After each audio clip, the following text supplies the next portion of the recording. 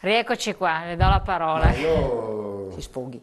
Vuole fare delle obiezioni. perché l'intermezzo... No, lo riprende il punto perché tanto insomma... no, era per interessante. dire, io con Nardi l'insieme del discorso lo condivido. Non condivido il fatto che non sia stato aiutato le aree del turismo, perché basta che andiamo a comuni come Jesolo, che era di una impersonalità, parlo della parte mare, Sì.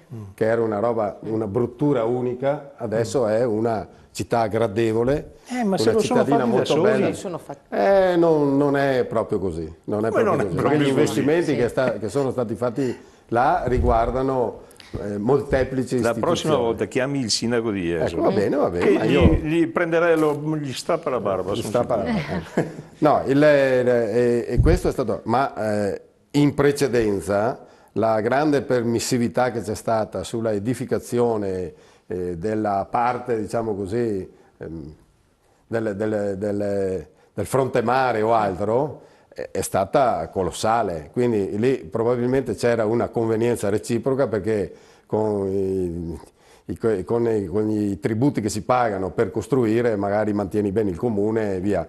Però Ma è una speculazione edilizia a scapito degli operatori di quello che è stato fatto sull'ambiente, che è tutto dire, insomma. Jesolo è rimasta ferma dal 70 fino a... Sì, ma non si può dimenticare che in precedenza c'è stata una permissività a tutto spiano di costruire, di fare, eccetera. Però, insomma, adesso la mettiamo là e buonanotte. Parliamo dell'urbanistica in Italia. Dopodiché, siccome un bene è arrivato, sì, ma non parliamo delle zone industriali, ancora di più, cioè sarebbe molto ampio il ragionamento, ecco, lo dico a onor del vero, perché, però ecco, il punto è che se questa è, come la chiamiamo noi, industria turistica, insistiamo molto su questo concetto, che c'è chi deve, come dire, instaurare un processo. Cioè il processo consiste nella promozione, nella guida all'estero, nella vendita del nostro, diciamo, del nostro prodotto turistico, che è un'accoglienza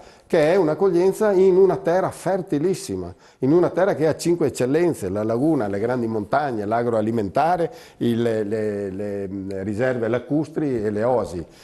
Non c'è nessun territorio che ha in un raggio di un centinaio di chilometri, quindi vuol dire il nulla, si può dire, con i mezzi anche personali che uno può venire, con un'auto o qualcosa del genere, o con i mezzi pubblici, visitare eccellenze mondiali, uniche al mondo. La laguna è una delle uniche al mondo, le montagne dolomitiche uniche al mondo, le più belle.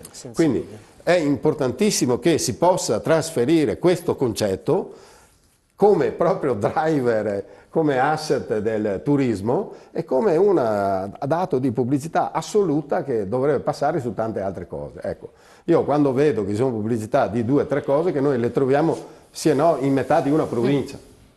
In metà di una provincia. Sì, ecco, allora questo è molto molto molto importante. Però devo fare un salto indietro, perché con Sposato non sono assolutamente d'accordo sull'analisi che fa lui degli effetti del Jobs Act.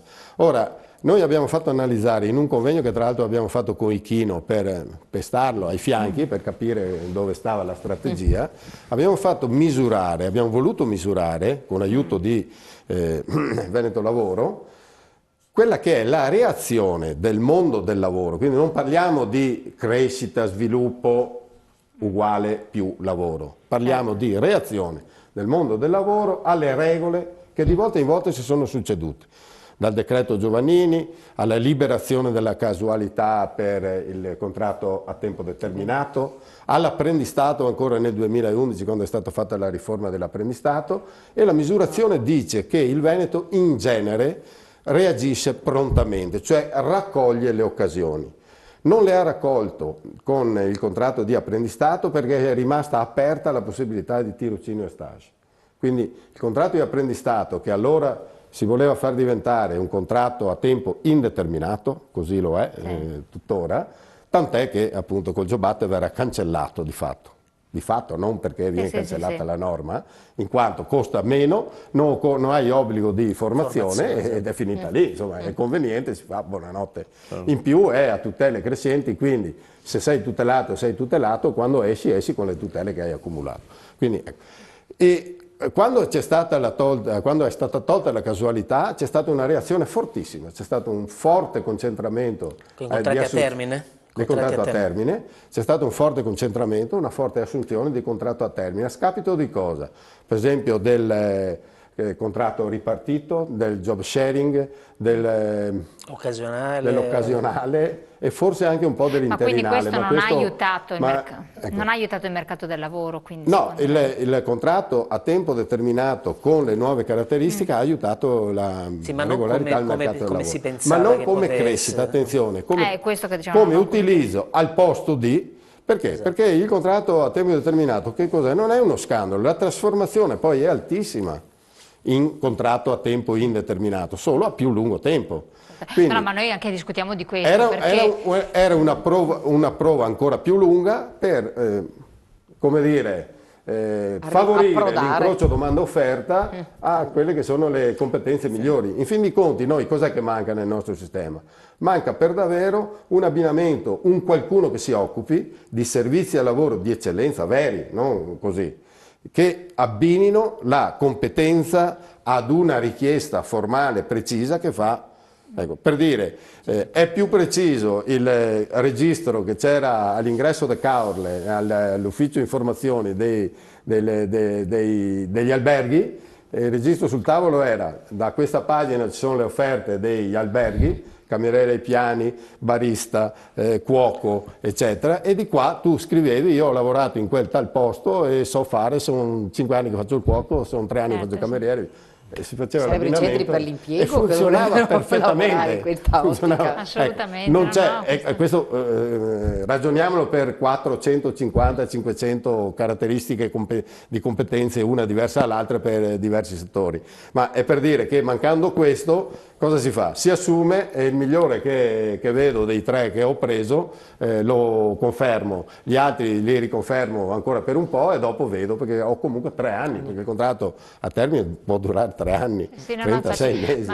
Ecco, allora, l'arrivo del Jobat cos'è che ha fatto? Intanto ha fatto subito prontamente le trasformazioni, per un semplice motivo, perché il contratto ha, con le caratteristiche che si sono date, accompagnate con l'incentivo, che non è una sanatoria, non so dove trova una sanatoria, sono andate a scaricare dei costi sulla collettività.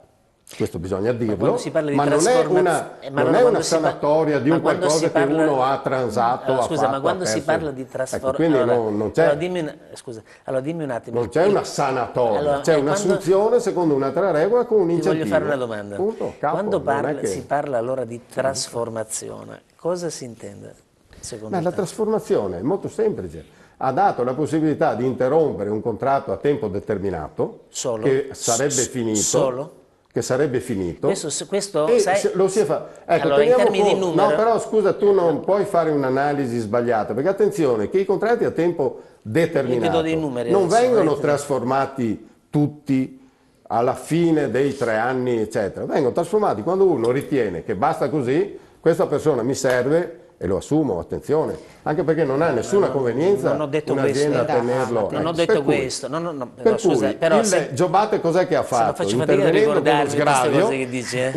con lo sgravio, mi dispiace dover difendere una roba che non è che condivido fino in fondo, ma per amore di verità dico che intervenendo con lo sgravio ha permesso che le aziende hanno fatto economia e va bene, e se l'80% dei nuovi assunti a tempo indeterminato sono trasformazioni, va benissimo, perché danno una maggiore possibilità alla persona, perché con contratto, ricordiamoci, con contratto a tempo determinato vai in banca a chiedere un mutuo e ti dice vai da un'altra parte, tanto perché ci capiamo. Sì, ma no, non soffermiamoci su questo. E se un 20% sono stati nuove assunzioni, e sono per davvero, perché qua bisogna guardare i dati e non si può fare. Ti do i numeri, però se tu mi fai, io ti do i numeri. Sono aumentate le assunzioni. Allora, quindi se sono aumentate le assunzioni vuol dire che qualcosa ha funzionato. Guarda, numeri sposato, poi si è sentita più libera, tu dirai perché è più facile licenziare. Bene, convengo con te se vuoi. No, ma è stato ma il fatto è che sono aumentate le assunzioni. Allora io ti do dei numeri. E sono i primi 3 mesi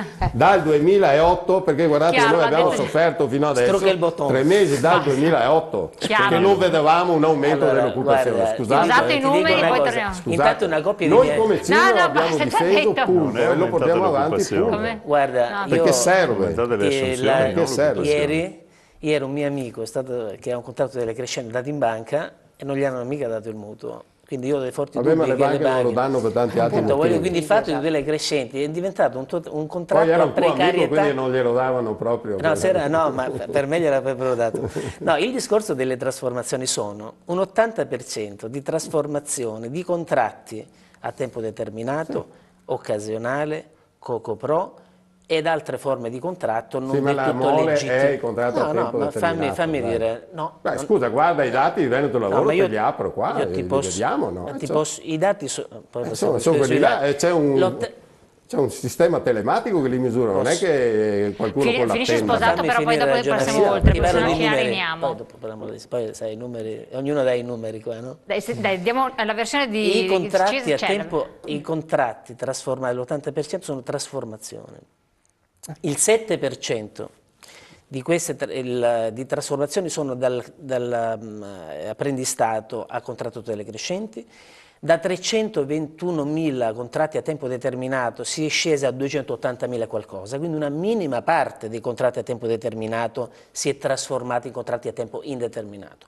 Allora io, siccome voglio dire, come siamo entrambi nel mondo del lavoro, so per certo che molte di queste trasformazioni sono situazioni non del tutto legittime che sono state condonate. Per questo parlo di condono. Poi, se tu mi dici e mi dite ma è più giusto così di così, per fortuna che sono state sanate, anzi bisognerebbe battere molto di più sul lavoro nero, sul lavoro, su tutte quelle abusi sui lavoratori. ma è Io stato sono il primo a chiarissimo. dirlo. Ecco, quindi questo voglio dire. Poi dopodiché, ripeto, secondo me bisogna puntare veramente sull'innovazione, sullo sviluppo e non su andare a sanare le situazioni incancrenite. No, chiarissimo. Voglio chiedere a lei, Presidente, perché tutto questo, questa parentesi qui della trasformazione del lavoro ci è servito per dire, in un'economia più stabile, cioè dove i lavoratori magari potessero andare in banca a chiedere o ottenere un finanziamento, dove i lavoratori hanno una proiezione di vita, perché questo è il discorso, perché con questi contratti che hanno proposto, con la riforma Fornero, che inutile dirla, bravissima, il settore del nostro titolo della trasmissione, che dovrebbe essere il turismo, che dovrebbe dare più lavoro, non riceve impulso neanche interno, perché io parlavo con degli albergatori l'altro giorno e mi dicevano per fortuna che abbiamo gli stranieri, l'italiano cosa fa? Il fine settimana se può permetterselo anche alle terme. Gli albergatori hanno aumentato i prezzi, che stiano zitti perché hanno aumentato i prezzi. Loro dicono abbiamo una tassazione più alta, abbiamo da pagare il costo del lavoro che è altissimo, giustificatissimo. L'italiano ti dice io questo ho in tasca e per forza non faccio più una settimana, non faccio più 4 giorni, ne faccio 2 perché con questa cifra che mi resta posso permettermi 2 giorni. Quindi loro piangono, il turista piange lo stesso e c'è poco da fare. E se non abbiamo gli stranieri che qualcosina tappano, comunque dovremmo avere sempre gli alberghi pieni, perché dovremmo essere una realtà, come diceva anche Denardi, a vocazione prettamente turistica e non lo siamo perché i nostri alberghi non sono pieni. Viceversa andiamo in altri paesi vicini con minor vocazione turistica, lo diceva, non so, mi ricordo chi di voi, di realtà diverse, se forse Fortuni, e hanno gli alberghi pieni. Allora c'è un problema nostro strutturale da risolvere, perché che soluzioni voi avete proposto in questo incontro, in questo famoso 10 punti? Una cosa logica, una cosa che abbiamo proposto noi è anche il discorso della tassa di soggiorno. La tassa l'avete proposta voi, di un'aggiuntiva ulteriore? No, la tassa di soggiorno che venga utilizzata come tassa di scopo, ossia... Quindi una commutazione non aggiunta. Sì, che i comuni non utilizzino la tassa di soggiorno per sistemare le strade, ma per fare promozione turistica alle località turistiche, per aumentare gli eventi nelle località turistiche. E perché non è stato fatto? Vi faccio l'esempio, che è una cosa che proprio ho scoperto partecipando all'ultima riunione dei balneari, addirittura gli operatori balneari sono gravati di dover raccogliere e portare in discarica lo spiaggiato. Sì. Questa è una cosa che dovrebbe fare il comune con la tassa di soggiorno. Tanto per dare degli esempi molto pratici, c'è una volontà che io ho riscontrato sugli operatori turistici. Diciamo che fino, come diceva Danilo prima, possiamo dire che fino agli anni '80 hanno un po' vissuto di rendita, hanno vissuto di rendita che arrivava il tedesco, arrivava l'italiano, da noi arrivava il torinese che stava lì anche con la chiusura delle grandi fabbriche, anche quasi un mese con la famiglia. Ecco perché, 15 giorni tutti. Ecco, parliamocene, quelli erano gli anni '80. Oggigiorno abbiamo bisogno di qualificarci anche sull'offerta turistica, quindi di offrire anche turismo e cultura, come si diceva. E in questo secondo me ci deve aiutare la Regione. Quindi una crescita anche dell'operatore, fare crescita sinergia, dell'operatore. perché c'è tanto individualismo. Perché? Ma dell'operatore, non solo dell'operatore, ma anche del dipendente dell'operatore. Cioè guardate che io veramente rilevo questo desiderio anche, perché si sono resi conto anche loro che devono assolutamente crescere per andare su un mercato che richiede una certa logica di turismo. Cioè non possiamo, se vogliamo avere anche un feedback positivo come ritorno economico dal turismo, non possiamo andare a ricercare il turismo più povero purtroppo, perché è quello che cosa succede? Che arriva giù con i pullman, che prende solo gli appartamenti, che non spende, perché guardate che anche in montagna quest'inverno mi dicevano che era quello, cioè arrivano giù dei gran pullman dalla Polonia, ma fondamentalmente obbligano gli alberghi ad accettarli a 29 euro a notte. Giustamente mi diceva un albergatore, dimmi tu con 29 euro a notte, io se mi riesco a pagare la pulizia della camera, il wifi, lavare la biancheria, e questo non ci stiamo proprio, ecco, quindi quello non è il turismo che dobbiamo andare a prendere, quello magari è un turismo che possiamo dirottare sui campeggi, su altra logica, cioè c'è proprio bisogno anche per il turismo di avere un visus veramente globale e costruito, ed è quello che secondo me è il compito che spetta anche alla Regione, farlo in sinergia con gli imprenditori. È questo che noi di Confcommercio abbiamo richiesto nel manifesto alla Regione, cioè di far parte dei gruppi di lavoro su queste ottiche. Chiaro. Perché chi meglio dell'imprenditore che conosce il cliente finale può lavorare insieme al dirigente o al politico per andare a creare un piano, ma un piano, ragazzi, che va oltre i 5 anni. Cioè, quello che lamentiamo noi, che è un problema che tutti i giorni ci rendiamo conto esiste, che si pensa sempre a rattoppare. Ma se rattoppiamo, cioè non ce la facciamo più a rattoppare. Non abbiamo la pianificazione. Non è una pianificazione. Allora, noi dobbiamo fare i corsi, li facciamo ai nostri dipendenti perché giustamente investiamo tutti in formazione perché ci stiamo credendo tanto. Noi la richiesta che abbiamo è anche che anche qualcun altro ci aiuti a lavorare in sinergia. Cioè quando si parla di sinergia, tutti i convegni a cui andiamo, le sinergie devono essere reali anche nella politica allora. Certo, questo è chiarissimo. Torniamo su questi aspetti, vediamo poi un altro contributo, però andiamo prima a pubblicità, rapidissimi.